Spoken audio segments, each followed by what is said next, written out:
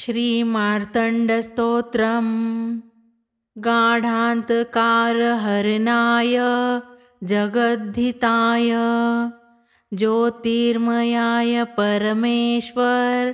लोचनाय मन्देह दैत्यभुजगर्व विभञ्जनाय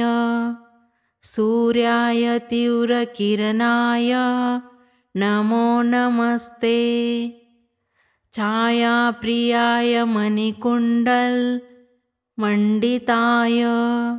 सुरोत्तमाय सरसीरुहबान्धवाय सवर्णरत्नमुकुटाय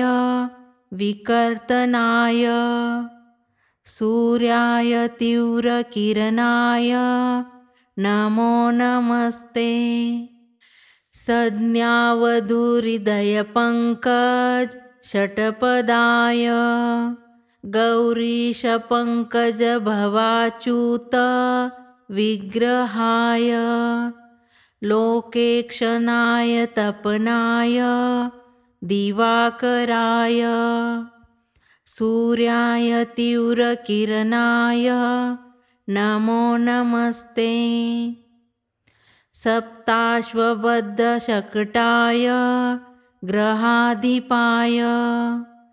रक्ताम्बराय शरणागत वत्सलाय जाम्बूनदाम्बुजकराय दिनेश्वराय सूर्याय तीव्रकिरणाय नमो नमस्ते अम्नाय भारभरणाय जलप्रदाय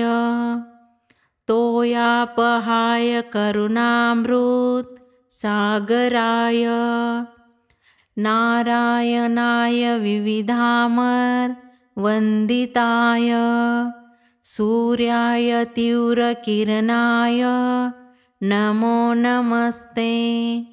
इति श्रीमार्ताण्डस्तोत्रं सम्पूर्णम्।